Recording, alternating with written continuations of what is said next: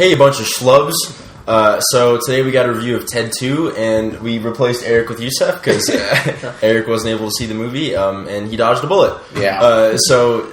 Ted 2 is about Ted from the first movie, The Teddy Bear. He is in love with his girlfriend, Tammy Lynn, and he wants to get married to her, but then the courts say that he's not human, so the whole movie is about him trying to get his civil rights. So I said Eric dodged a bullet with this one, and I think we all like the first one. Yeah, the first one's really good. It almost made my top 10 list that year. I loved the first Ted. It's hilarious. It was new. It was like kind of like a new idea. Like no one did that kind of like thing before. Yeah. And I enjoyed it. The story was funny because they start off with like America doesn't give a shit about anything. Yeah. Find out hilarious, which is true. And I don't know, compared to the second one, it's just like this is a disaster. Well, and the first one had some really unique comedy in it and like some witty stuff, but the second one was kind of all filled with cliche, stupid comedy. And it felt like it was a collection of deleted scenes that were in the first movie. Like this one had no flow at all. There was like scenes that were individually funny, but I didn't feel like there was any sort of flow to any of them, any natural progression of the comedy. So many repeated jokes, so many like it's like watching farts and like shits jokes, and I'm like, okay, we get it. It's funny one time, but if you keep using it, it's not going to be funny at all. Yeah. And it loses all its, like, meaning. And I'm like, okay, I'm trying to laugh here. It had some good moments. Like, you laughed in some chunks of it, because it's still a comedy. But it was not worth actually watching, in a sense. Like, I could make myself laugh. We laughed more talking about Yeah. how bad the movie was after the movie than watching it. And the laughs didn't flow together like a comedy should. The laughs you should have like a build up and then like a good laugh, and they should kind of flow together. But you just had like this part was funny, and then we got a bunch of stupid parts, and then maybe a little chuckle like 30 minutes into the movie. Mm-hmm. Like, it was just really, it didn't flow well.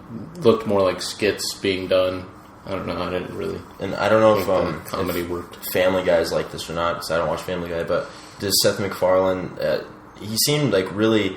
He thinks he's so freaking funny in this movie. Ted was laughing at his own jokes the whole time, and they weren't ever funny. Well, because Seth MacFarlane voices Stewie in Family Guy, and Stewie's kind of the same way, of where he like you can tell he's got like an ego to his funniness, and that he thinks everything he says is extremely funny, and that comes off from the voice acting of Seth MacFarlane, which he can be funny, but he always takes stuff too far. Like once he hits with one joke, he thinks he has to hit with like 7 more in a row. Yeah, and the other 6 aren't good. That's very true. He doesn't know when to stop. He definitely doesn't. Like character-wise, like I think they had a really, really nice dynamic. Yeah, Mark Wahlberg and Seth MacFarlane, like, even when the jokes aren't funny, you believe that. I forget that Ted's not like a real teddy bear talking. Like, I really do. They have really great chemistry. Yeah, they work together well. I mean, they're not necessarily always funny together, but they work together well, which is hard to get with 2 main actors a lot of times. Especially when I imagine, I don't know how like the filming of Ted goes, but I imagine it's probably just like either a softball or like a cardboard cutout of Ted that Mark Wahlberg's like next to. So that's pretty hard to act as good as he did with that. That would look weird if you, like, for me, like, you're not real. Yeah. But I enjoyed that part, like the dynamic and everything. I hated the fact that like the female character. Amanda Seyfried's she takes over the role of Mila Kunis in this movie. They say at the beginning that Mila Kunis left him. It was like 6 months prior they got divorced. Which undoes all of the character development of the first movie, because this movie was like, oh, she wanted me to change and grow up a little bit, and he did at the end of the first movie. Yeah, he did. Yeah. But then he reverted right back to what he was at the beginning of the first movie. Yeah, and it's like, at this end of the first movie, they were still, like, funny and stupid, but they had, like, a new sense of take on life. Responsibility and everything, but then you get the second movie, and it's the same thing happening over again. Like, we get it, you're just a pothead, but you're 40 years old, and you need to get your shit together. Mark Wahlberg's like wrinkly ass face, just smoking weed so much. You saw that scene with like all the porn on the video, like the laptop, and I was like, that actually makes sense. You're that kind of piece of shit. You're gonna watch that much porn, and that just defeats the purpose of everything they did in the first movie.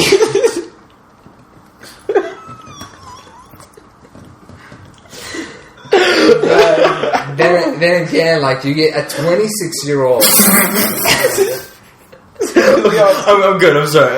I'm good. Who falls in love with this 40-year-old guy who has nothing going on for his life. She went to the University of Arizona.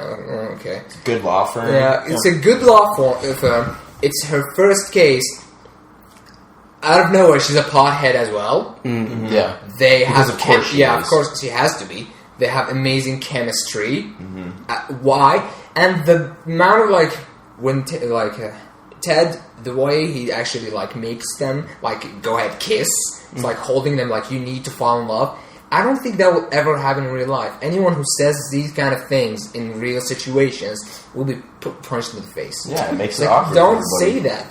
You can't say that. Like, did I see something going on here? Like, you even see that in sitcoms. When people say that, people look at them like, just shut up. Just fucking shut up. And like you said, when Morgan Freeman's character gets introduced, who's in like 2 scenes, this is supposed to be like the best civil rights lawyer in the country or something. I think he was.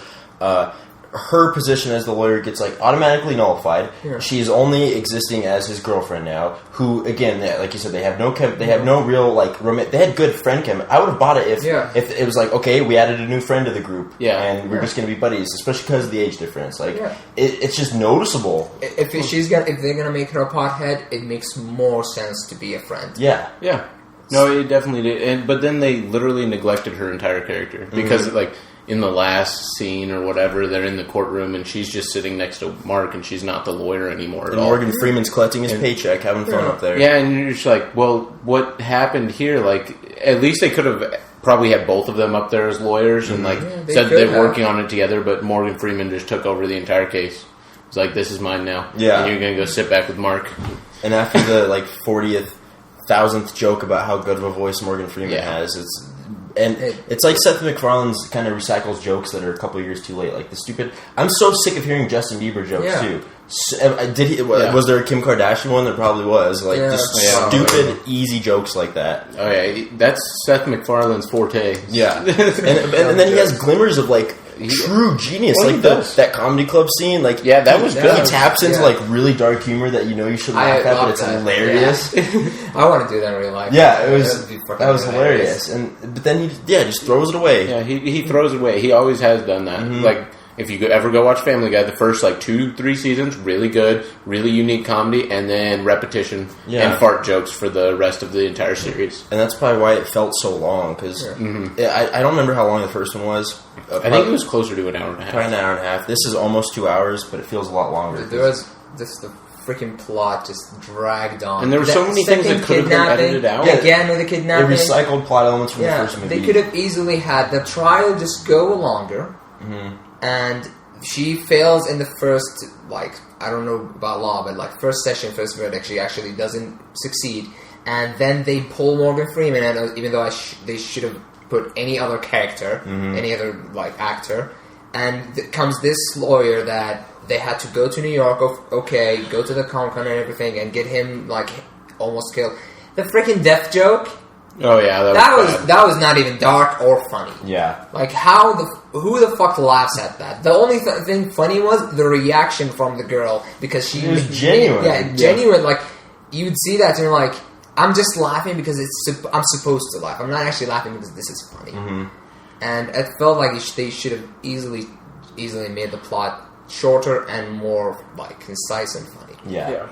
But they just wanted more money and more stuff. Oh yeah, and it's not doing as well at the box office as the first one. So I think people see that it's not as funny the second time around. So I would give Ted 2 a C. It wasn't terrible by any means, but it's not good. I'd give the first Ted an A+. Like the first Ted's hilarious. This one's such a big step down. Definitely don't see it in theaters. Go see Inside Out.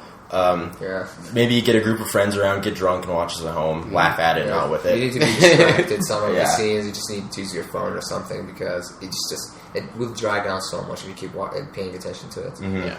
I'll personally give it probably C-. Yes, it was funny, but I know for a fact that I could watch any TV show on like Netflix and I'll laugh more.